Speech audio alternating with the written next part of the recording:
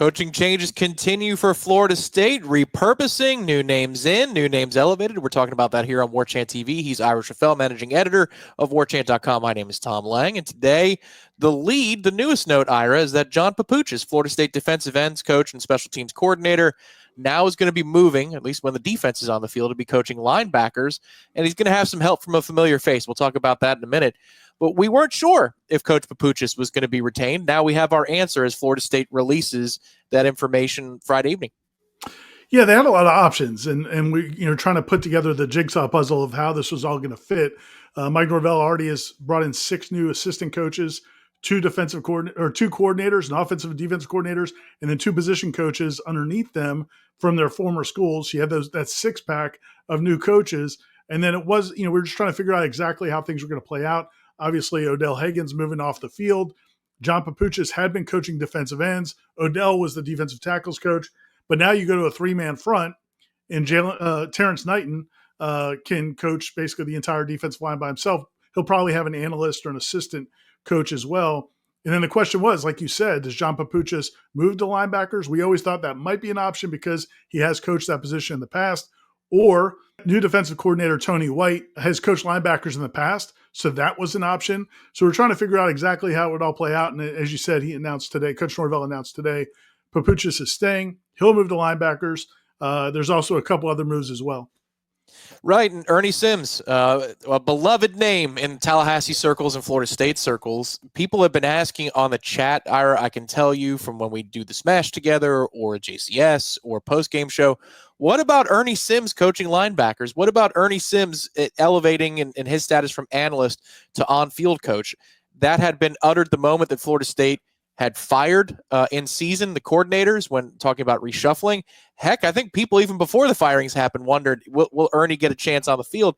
And here you go. Ernie Sims promoted to assistant linebackers coach. That is a bump, no doubt. Austin Tucker, also an analyst, will be elevated to assistant wide receivers coach. So familiar names there. And then we do also want to touch on, because we haven't done so in a formal setting in a video like this, but Tim Harris Jr. is Florida State's wide receivers coach. So Austin Tucker's boss is going to be Tim Harris Jr. Any direction you want to go with those names, Ira? Yeah, like you said, everybody knows Ernie Sims, and he came to Florida State last spring as an analyst. He had been on the staff at USF and UCF, so he's been in the coaching business for the last several years. Has been a strength coach, has been a position coach, coaching linebackers. Actually, was a defensive coordinator, co-defensive coordinator as well. So when he came to Florida State last offseason, people were hoping maybe he would join the staff, and now he does that. Randy Shannon is no longer part of Florida State staff. Ernie is now the assistant linebackers coach.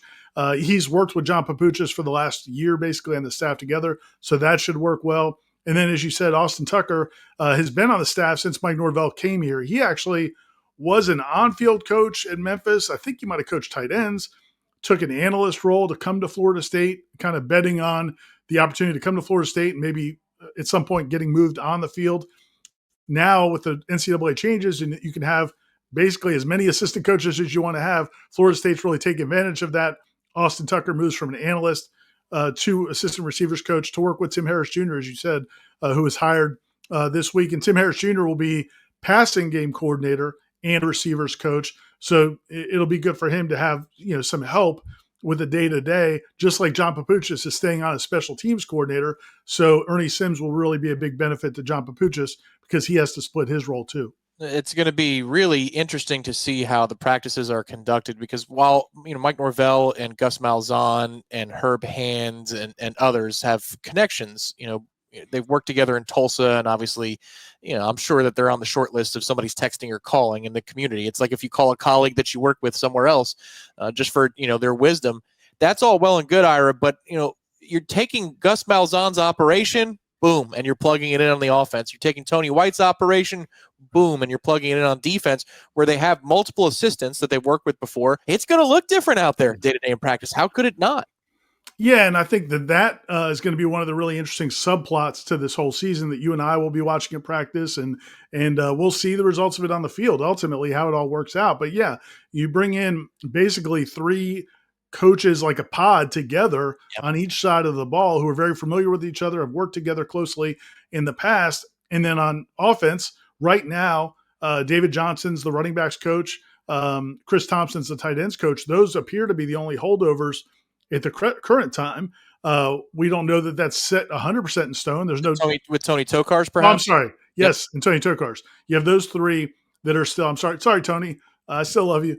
Those three quarterbacks coach. Those three are returning, and they've been on the same staff together, and they work together and have a good relationship. Now, how well do they work with those three guys, or is it possible you may have some more changing or juggling? There's not a deadline on this. It's not like they have to have all of this in place by today or next week.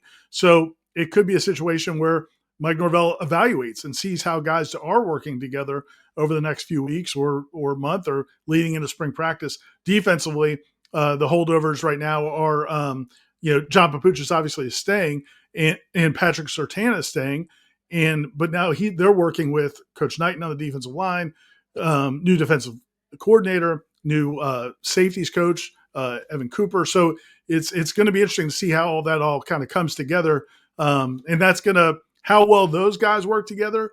A lot of times will impact how the players work together and how everything comes together. So it's going to be fun to watch. We'll be finding out too in the weeks and months to come who exactly are the guys that can go on the road and recruit. Because in this brave new world of analysts can coach in practices and in games, you can change titles around and play with that. But I think there still is a limit on how many guys can go hit the trail, hop in a car, on a plane.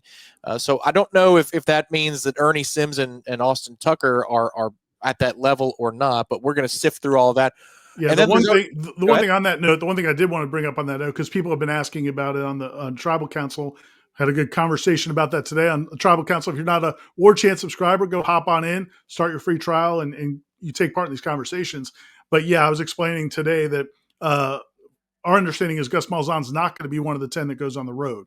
He's going to be the offensive coordinator, but kind of part of the attraction to this job, I think, is he is going to be the offensive coordinator. He's not coaching a position, at least for now that we know, and he's not going to be one of the 10 on the road. He's going to be focused entirely on putting together this offense, and younger guys probably, like you said, Ernie Sims and guys like that.